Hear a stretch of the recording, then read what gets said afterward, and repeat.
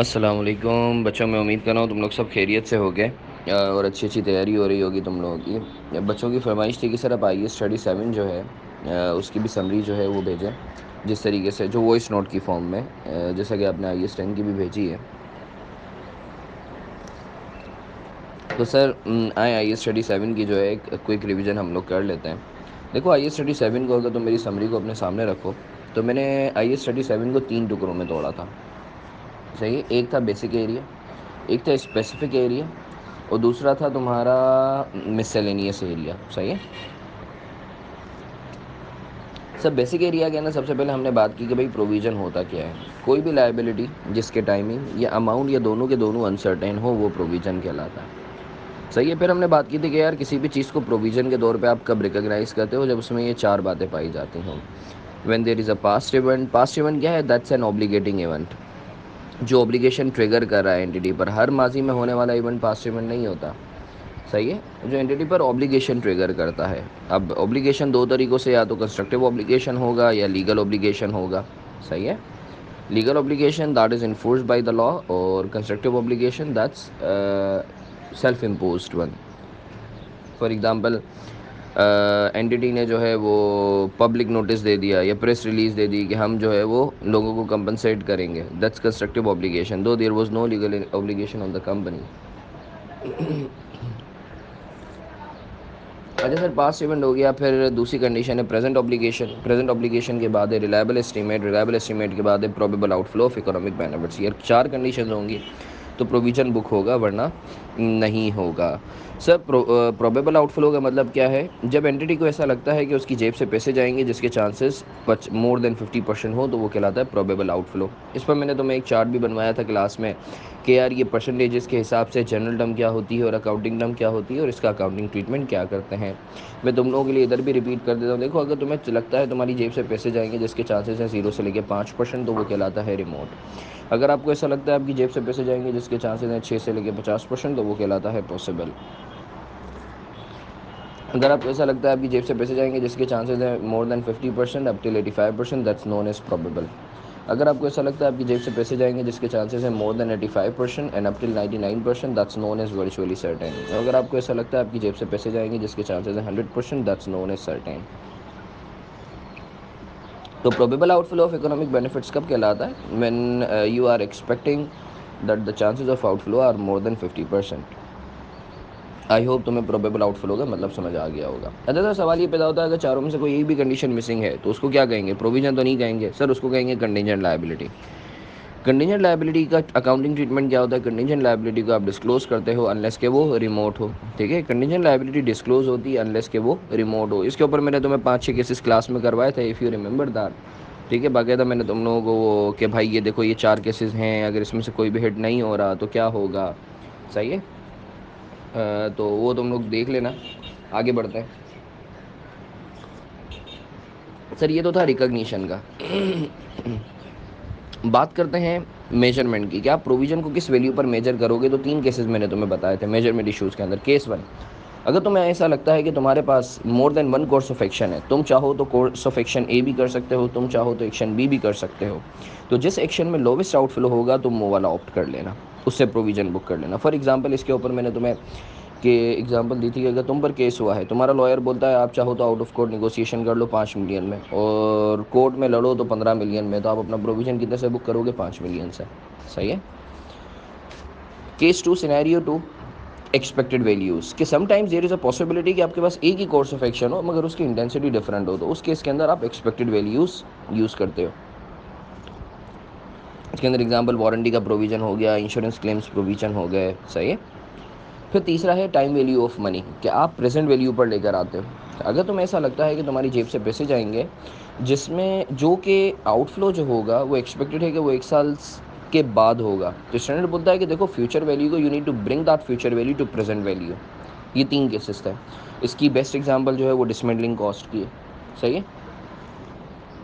अगर मैंने तुम्हें एक देसी मंजन भी बताया था कि भाई अपने दिमाग में एक चीज़ याद रख लेना कि 4 कंडीशंस तो हैं प्रोविज़न के लिए। अपने दिमाग से you need to ask yourself, क्या तुम आउटफ्लो को अवॉइड कर सकते हो? अगर अवॉइड कर सकते हो तो प्रोविज़न बुक करने की ज़रूरत नहीं है। अगर अवॉइड नहीं कर सकते तो लाज़मन प्रोविज़न बुक करना है। इसकी एग्जांपल मैंने तुम्हें दी थी फ्यूचर ऑपरेटिंग लॉसेस। इसका प्रोविज़न कभी बुक नहीं होता, you can avoid that. Overhauling charges, इसका प्रोविज़न कभी बुक नहीं होता, यू कैन अवॉइड दैट। इसके बरक्स डिसमेंटलिंग कॉस्ट या decommissioning cost, you can't avoid that, you need to book the provision. सही है, तो ये हम लोगों ने बात कर ली। हमारा एक बेसिक सर सिमिलरली एसेट, आप किसी भी चीज़ को एज एन एसेट कब बुक करोगे? जब वो वर्चुअली सर्टेन हो। किसी भी चीज़ को आप एसेट कब बुक करोगे? जब वो वर्चुअली सर्टेन हो। सही है, अगर सर वर्चुअली सर्टेन नहीं है तो वो क्या कहलाएगा? वो कहलाएगा कंटिंजेंट एसेट। सही है, फॉर एग्जांपल मुझे ऐसा लगता है मेरी जेब में पैसे आएंगे जिसके चांसेस हैं 60%, ठीक है, तो वो आपका चूँकि प्रोबेबल है तो आपका एसेट नहीं कहलाएगा, आपका कंटिंजेंट एसेट कहलाएगा। ठीक है, और कंटिंजेंट एसेट के साथ क्या करना है? कंटिंजेंट एसेट को आपने डिस्क्लोज करना है अनलेस कि वो पॉसिबल और बिलो हो। ठीक है, यानी अगर प्रोबेबल के थ्रेशोल्ड में आ रहा है तो ही कंटिंजेंट एसेट आपका डिस्क्लोज होगा, वरना पॉसिबल या रिमोट के ऊपर डिस्क्लोज भी नहीं होगा। अच्छा सर, अगर वर्चुअली सर्टेन है कंटिंजेंट एसेट, अब भाई वर्चुअली सर्टेन कंटिंजेंट एसेट अगर वर्चुअली सर्टेन है तो वो कंटिंजेंट एसेट कहलाएगा ही नहीं, वो एसेट कहलाएगा। ठीक है, और एसेट रिकॉर्ड होता है। आगे बढ़ते हैं। इसके बाद कुछ थे specific areas, restructuring cost, onerous contract, reimbursement asset. सही है, और लॉ से रिलेटेड कोई भी प्रोविज़न वगैरह। तो सर रीस्ट्रक्चरिंग कॉस्ट के हवाले से पहले तो समझ लो रीस्ट्रक्चरिंग कॉस्ट होती क्या है। जब भी आप डाउन साइजिंग वगैरह, it might be up sizing, मगर अप साइजिंग के वक्त प्रोविज़न हिट नहीं होता। ठीक है, वो एक्सपेंड कर रही होती है। नॉर्मली डाउन साइजिंग के वक्त ही जो है वो आपके प्रोविजनिंग की हिट आ रही होती है। सही है, क्यों? क्योंकि जब भी डाउन साइजिंग होती है तो लोग, तुम्हें पता है, बिदकते हैं कि यार हम लोगों को नौकरी से निकाला जा रहा है, तो उसके ऊपर फिर गोल्डन हैंडशेक पेमेंट्स देनी पड़ती हैं, तो रिडंडेंसी कॉस्ट जिसको बोलते हैं, तो उसका प्रोविज़न आप लोग करते हो। सही है, तो सर रीस्ट्रक्चरिंग कॉस्ट से रिलेटेड प्रोविज़न आप कब बुक करोगे? जब ये 3 बातें पाई जाती हैं। अगर तीनों में से कोई एक भी मिसिंग है रिपोर्टिंग डेट से पहले, तो आप प्रोविज़न बुक नहीं करोगे। इसके ऊपर बाकायदा मैंने क्वेश्चन भी करवाया था और पास पेपर में क्वेश्चन भी आया हुआ है ऑटम 2015-2016 का। ठीक है, बाकायदा हम लोगों ने ड्राफ्टिंग के साथ इसका क्वेश्चन देखा था। सही है, कि सर 3 चीज़ें होंगी रिपोर्टिंग डेट से पहले तो ही आप प्रोविज़न फॉर रिस्ट्रक्चरिंग बुक करोगे। नंबर 1, जब detail formal plan. Number 2, board of directors ने उसको अप्रूव कर दिया और अफेक्टेड पार्टीज़ को कम्युनिकेट कर दिया। अगर रिपोर्टिंग डेट से पहले तीनों की तीनों कंडीशन मौजूद हैं तो ही रीस्ट्रक्चरिंग का प्रोविज़न बुक होगा, वरना रीस्ट्रक्चरिंग से रिलेटेड प्रोविज़न बुक नहीं होगा। इससे मज़े की चीज़ एक तुम्हें बताऊँ कि अगर ईयर एंड के बाद कोई भी कंडीशन अराइज हो रही है ना as a post reporting date event, तो वो हमेशा that shall be taken as non adjusting event. Provision for restructuring की बात कर रहा हूँ सर, ये तो आपने बात कर लिया recognition. What about the measurement? आप प्रोविजन फॉर रीस्ट्रक्चरिंग को किस वैल्यू पे मेजर करोगे? तो याद रखना, हमेशा डायरेक्टली एट्रीब्यूटेबल और अनअवॉइडेबल कॉस्ट रीस्ट्रक्चरिंग कॉस्ट के प्रोविजन का हिस्सा बनेंगी।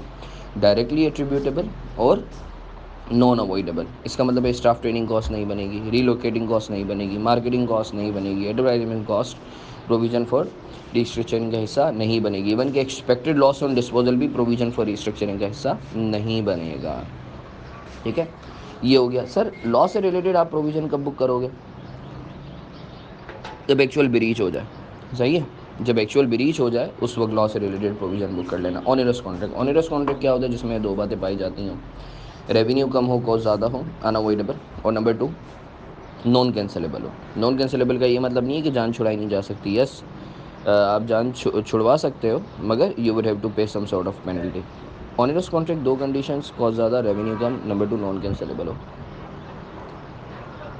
सर आप ऑनरस कॉन्ट्रैक्ट का प्रोविज़न कब बुक करोगे? सही है, जब या कब बुक करोगे वो तो मैंने तुम्हें बता दिया, जब कॉन्ट्रैक्ट ऑनरस हो। आप किस वैल्यू पे मेजर करोगे? Lower of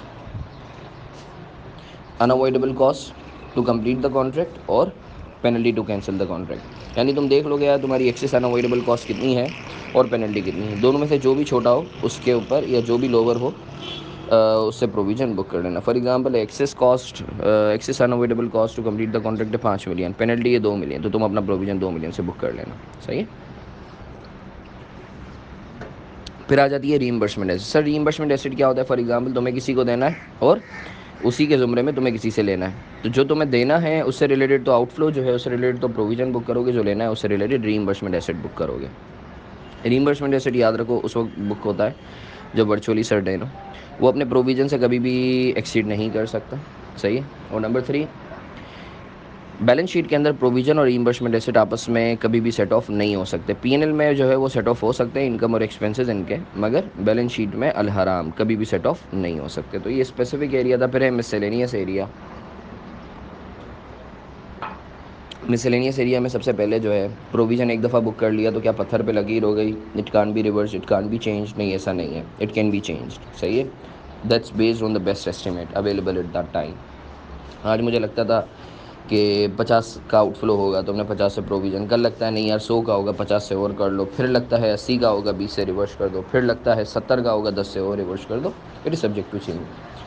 sir use of provision जिस चीज़ के लिए तुमने जो है क्रिएट किया था सिर्फ उसी चीज़ के लिए यूज़ हो सकता है, उसके अलावा किसी और चीज़ के लिए या पर्पस के लिए यूज़ नहीं हो सकता। उसके ऊपर याद है तुम्हें क्लास में वारंटी प्रोविज़न और लीगल सूट का प्रोविज़न था, और मैं बाकायदा एग्जाम्पल तुम्हें करवाई थी।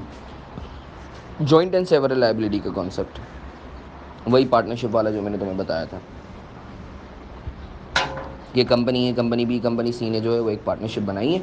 ठीक है। पार्टनरशिप के ऊपर अगर क्लेम आता है तो हर बंदा इंडिविजुअली जो है वो अपने हिस्से का तो प्रोविज़न बुक करेगा और दूसरे हिस्से की कंटिजेंट लायबिलिटी डिस्क्लोज करेगा। सही है। फिर हमने बात कर ली थी किसकी, कि हाँ एक्सपेक्टेड लॉस। या देखो गेन तो बुक होता ही नहीं है, बात होती है एक्सपेक्टेड लॉस ऑन डिस्पोजल में। पीपी मुझे ऐसा लगता है पीपी के ऊपर नुकसान होने वाला है। तो याद रखो ये जो तुम्हारा लॉस है ना, ये इसके ऊपर प्रोविज़न तो करोगे मगर ये IAS 37 के अंडर नहीं आएगा, आएगा IAS 36 के अंडर। और IAS 36 में तुम्हें पता है कि वो फिर बात करता है रिकवरेबल अमाउंट। तो देयर इज़ अ पॉसिबिलिटी कि एक्सपेक्टेड लॉस ऑन डिस्पोजल तो हो मगर वो इम्पेयर्ड ना हो, तो उस एसेट का कुछ भी नहीं करेंगे। ये क्लास में बाकायदा इसके ऊपर मैंने तुम्हें समझाई थी बातें, तो इसको ज़रा कंसिडर कर लेना। तो यार ये थी IAS 37 की समरी। सही है। मैं उम्मीद कर रहा हूँ तुम लोगों को फ़ायदा भी हुआ होगा। ठीक है। वैल्यू एडिशन हुआ होगा, इसको सुन लेना। जो है वो ICAP का एग्जामिनर दे सकता है, क्योंकि देखो ड्राफ्टिंग का ये सबसे मज़े का एरिया है। सबसे ज़्यादा जो FR2 के अंदर जो ड्राफ्टिंग के ऊपर बात होती है, इन दो एरियाज़ पे बात होती है, IAS 37 के ऊपर और एथिक्स के ऊपर। तो I would highly recommend you people कि इसको तमीज़ से तुम लोग करो। सही है।